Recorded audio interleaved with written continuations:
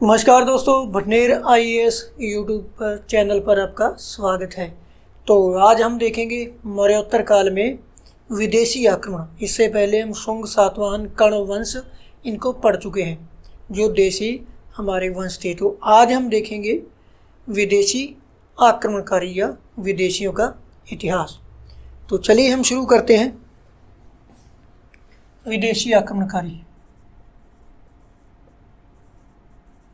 भारत पर विदेशी आक्रमण।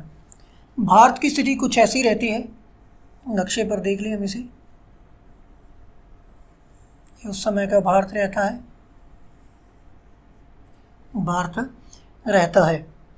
तो भारत पर जो सर्वाधिक आक्रमण हुए हैं, विदेशी आक्रमण सर्वाधिक भारत पर, वो मौर्योत्तर काल में ही हमें देखने को मिलते हैं।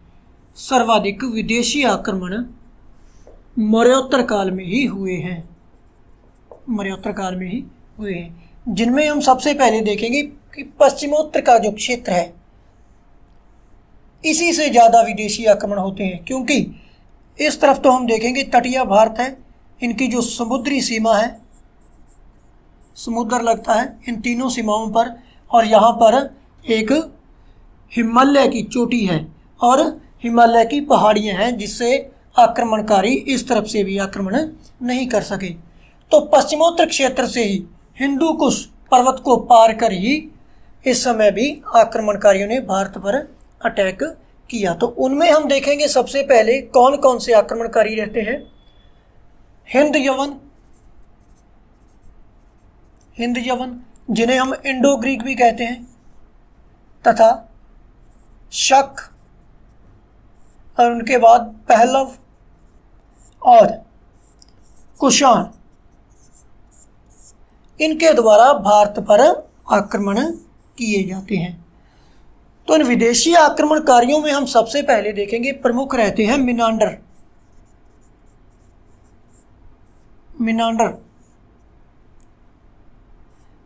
के द्वारा भारत में सर्वप्रथम लेख युक्त सिक्के चलवाए जाते हैं, तथा मिनांडर की जानकारी हमें मिलिंद पन्हो नामक ग्रंथ से मिलती है। इसकी जानकारी हमें मिलिंद पन्हो ग्रंथ से मिलती है, जिससे पता चलता है कि मिनांडर नागसेन एक बौद्ध भिक्षु रहता है उस समय का, उससे क्या करते हैं, वार्तालाप करते हैं, संवाद करते हैं।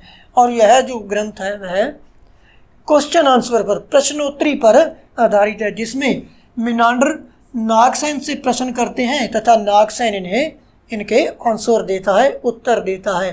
तथा नागसेन बौद्ध धर्मावलंबी था, तथा नागसेन के प्रभाव में आकर मिनांडर द्वारा भी क्या किया जाता है, बौद्ध धर्म को स्वीकार कर लिया जाता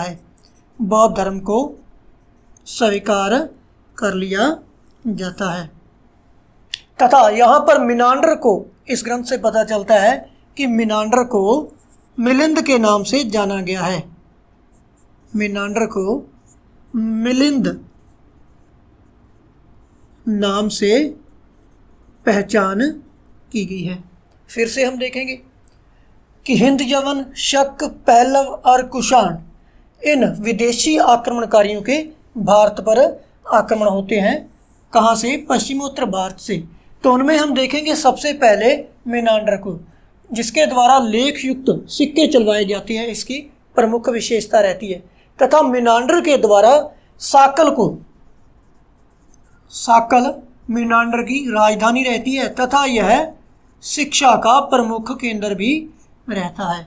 तथा मिनांडर की जानकारी हमें मिलिंद पन्हो ग्रंथ से मिलती है, जिसमें नागसेन तथा मिनांडर द्वारा वार्तालाप या संवाद किया जाता है। मिनांडर इनसे प्रश्न करते हैं और नागसेन उनके उत्तर देता है, जो प्रश्नोत्तरी पर आधारित ग्रंथ है।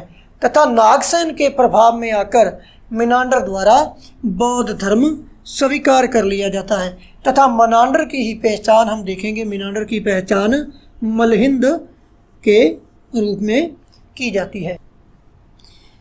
इसके बाद जो अगले शासक हमें आक्रमणकारी के रूप में देखने को मिलते हैं, उनमें हम देखेंगे शक प्रमुख रहते हैं, शक और पहलव। तो इनमें हम बात करेंगे शकों की। शक आक्रमणकारियों की जानकारी हमें बाणभट्ट की हर्षचरित्र ग्रंथ से तथा हर्षचरित्र तथा विशाखा दत्त की देवी चंद्रगुप्तम ग्रंथ से भी मिलती है। तो शक ईरान से आते हैं।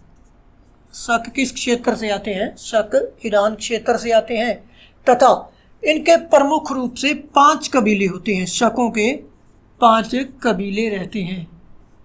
शक 5 कबीलों में बटे होते हैं। तो भारत पर हम देखेंगे कहाँ कहाँ पर शासन किया जाता है।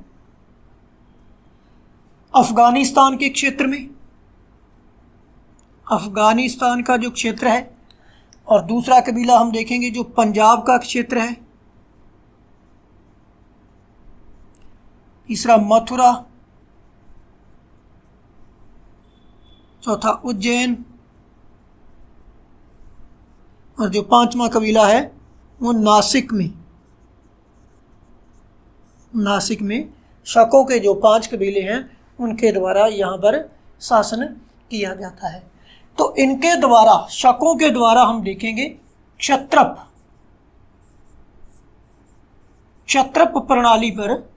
प्रणाली के आधार पर शासन किया जाता है।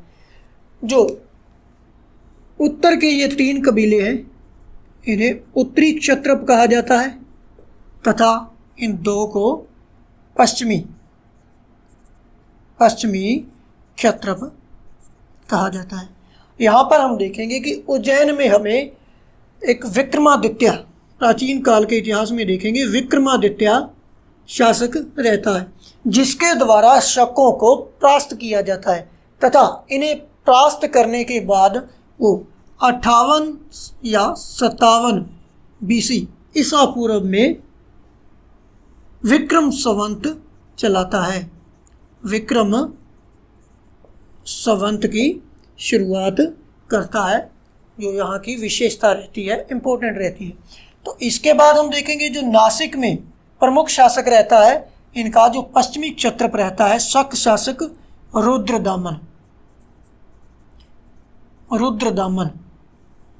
रुद्रदामन यहाँ का शकों का प्रमुख शासक रहता है, जिसके द्वारा 7 वाहनों को परास्त किया जाता है तथा एक जूनागढ़ अभिलेख स्थापित किया जाता है, जिसकी भाषा संस्कृत रहती है तथा संस्कृत का यह पहला अभिलेख हमें इतिहास में देखने को मिलता है। तथा इसी रुद्रदामन के द्वारा सौराष्ट्र में सुदर्शन झील का पुनर्निर्माण करवाया जाता है। तो रुद्रदामन का प्रांतपति रहता है सुविशाख की सहायता से सुदर्शन झील का पुनर्निर्माण करवाता है, जो सबसे पहले चंद्रगुप्त मौर्य द्वारा निर्मित करवाई गई थी। तथा रुद्रदामन जो यहाँ पर शक शासक रहता है और शकों को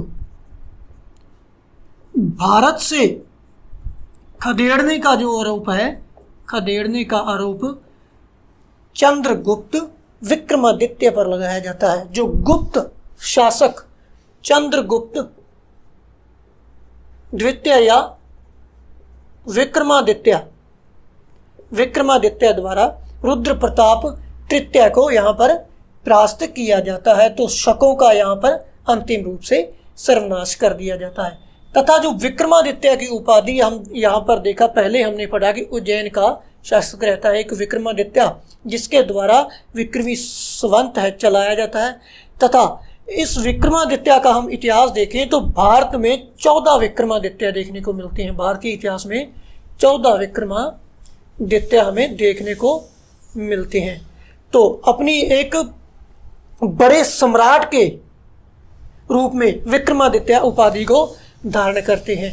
तो चंद्रगुप्त विक्रमादित्य द्वारा ही रुद्रदामन जो पश्चिम क्षत्रप है शकों का, इनके जो उत्तराधिकारी हैं उनको अंतिम रूप से परास्त कर दिया जाता है। तो फिर से हम रिवीजन करेंगे इनका। विदेशी आक्रमण, मौर्योत्तर काल में ही सर्वाधिक विदेशी आक्रमणकारी आते हैं। तो उनमें हम देखेंगे इंडो ग्रीक या हिंद यवन, उसके बाद देखेंगे हम शक और पहलव और कुषाण शासकों के भारत पर आक्रमण होते हैं। तो पश्चिमी दिशा से इनके आक्रमण हमें इतिहास में पढ़ने को या देखने को मिलते हैं, क्योंकि यही एक क्षेत्र था, यहाँ से ये क्रॉस होकर इनको पार कर हिंदू कुश पर्वत को पार करते थे और यहाँ पर आक्रमण करते थे। क्योंकि जैसे ही हमने देखा है भारत का जो हृदय क्षेत्र है, यानी भारत का यहाँ से प्रशासन चलता है, मगध में कोई भी सम्राट हम देखेंगे कमजोर स्थिति में होता है तो वहाँ के जो प्रांतपति हैं अपने को स्वतंत्र करने की चेष्टा करते हैं तथा पश्चिम क्षेत्र से ही तब विदेशी आक्रमणकारी अपना काम पूरा करने की कोशिश करते हैं। तो इनमें हमने सबसे पहले देखा था मिनांडर। तो इसके बाद हम देखेंगे शक।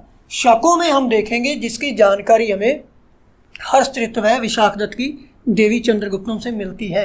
शक जो मुख्य रूप से कहाँ के थे, ईरान के रहते हैं तथा ये 5 कबीलों में बंटे हुए थे और 5 कबीलों में इन्होंने भारत पर भी शासन किया। कुछ क्षेत्रों में हम जैसे देखेंगे, सबसे पहले अफगानिस्तान में पहला, दूसरा पंजाब में तथा तीसरा मथुरा में और चौथा उज्जैन में और पांचवा नासिक में।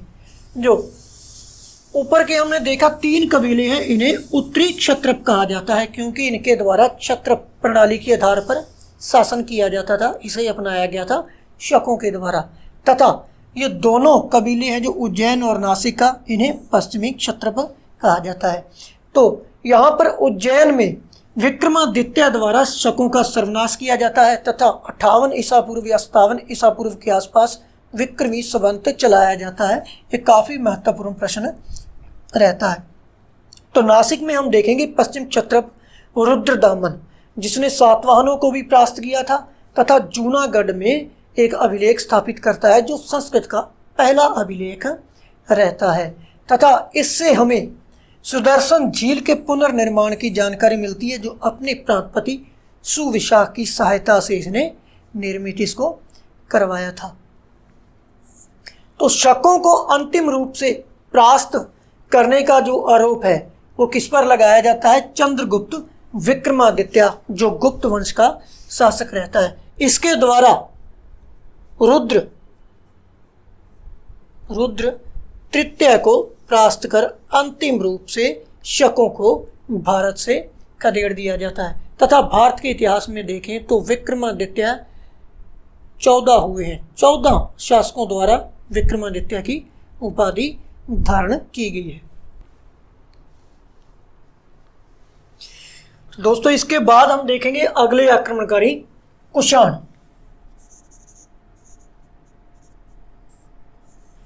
यह कुषाण वंश से संबंधित थे। कुषाण मध्य एशिया या चीनी तुर्किस्तान के मूल निवासी थे। चीनी तुर्किस्तान के मूल निवासी थे तथा यहाँ पर ये 5 कबीलों में रहते थे। 5 कबीलों में रहते थे। 5 कबीलों में रहते हैं और इन 5 कबीलों को ये संगठित करते हैं। इनका एक समूह बनाते हैं जिसका नेतृत्व कौन करता है, कुजुल कडफिसेस द्वारा इसका नेतृत्व किया जाता है तथा भारत में कुषाण वंश की स्थापना भी इसी के द्वारा की जाती है। भारत में कुषाण वंश की स्थापना भी कुजल कडफिसेस द्वारा की जाती है तथा कुषाणों का वास्तविक संस्थापक भी कुजल कडफिसेस ही कहलाता है। इसके द्वारा महाराजा धीराज की उपाधि धारण की जाती है। महाराजा धीराज की उपाधि धारण की जाती है। इन उपाधियों से पता चलता है कि अपने समय में यह स्वतंत्र रूप से शासन करती थी तथा इसके बाद इसका पुत्र गद्दी पर बैठता है जिसका नाम है विम कडफिसेस। इसकी महत्वपूर्ण विशेषता है कि इसके द्वारा भारत में सर्वप्रथम सोने के सिक्के चलाए जाते हैं। भारत में सर्वप्रथम सोने के सिक्के चलाने वाला शासक कौन था? कुषाण वंश का विम कडफिसेस रहता है तथा तांबे व सोने के सिक्के भी चलाए जाते हैं। तांबे के सिक्के भी चलाए जाते हैं तथा तांबे के लेख युक्त सिक्के भी चलाए जाते हैं। लेख युक्त सिक्के भी इनके समय निर्मित होते हैं तथा इसके बाद हम देखेंगे जो अगला शासक है इस वंश का वो रहता है कनिष्क। कनिष्क सबसे महत्वपूर्ण शासक रहता है इस काल का। कनिष्क बौद्ध अनुयायी था तथा इसे द्वितीय सिकंदर के नाम से भी जाना जाता था। कनिष्क को द्वितीय अशोक के नाम से भी जाना जाता था तथा कनिष्क के द्वारा चीनियों को भी युद्ध में परास्त किया जाता है। चीनियों को भी युद्ध में परास्त किया जाता है तथा इसके द्वारा पुरुषपुर को अपनी राजधानी बनाया जाता है। और इसकी द्वितीय राजधानी कौन सी रहती है? मथुरा। द्वितीय राजधानी मथुरा रहती है। पुरुषपुर इसकी प्रथम राजधानी रहती है और इसकी द्वितीय राजधानी मथुरा रहती है। बौद्ध अनुयायी था, द्वितीय अशोक कहलाता है, चीनियों को युद्ध में भी पराजित करता है तथा पुरुषपुर इसकी राजधानी और मथुरा इसकी द्वितीय राजधानी रहती है। कनिष्क के द्वारा शकों को परास्त किया जाता है तथा 78 ईस्वी में कनिष्क के द्वारा शक संवत चलाया जाता है तथा इसके द्वारा सिरकप नगर की स्थापना भी की जाती है। कनिष्क के समय सर्वाधिक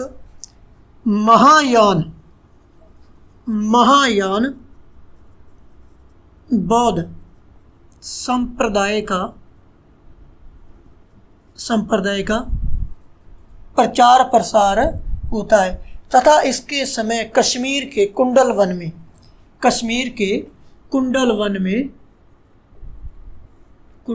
में चौथी बौद्ध संगति होती है। चौथी बौद्ध संगति भी होती है। कहाँ पर? कश्मीर में।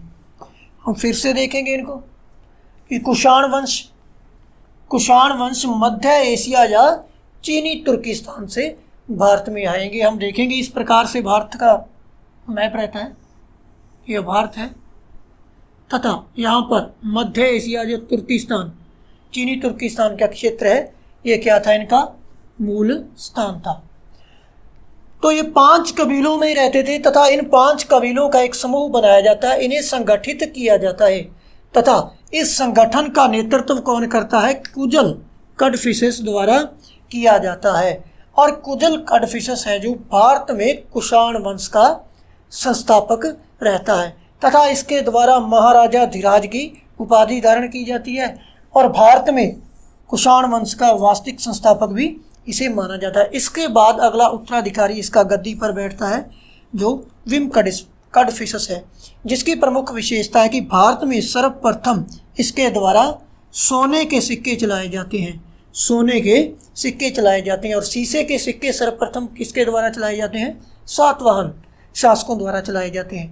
तथा विम कडफिसस के समय तांबे के सिक्के भी चलाए जाते हैं और तांबे के लेख युक्त सिक्के हमें देखने को मिलते हैं। तो इसके बाद अगला शासक जो रहता है कुषाणों का कनिष्क।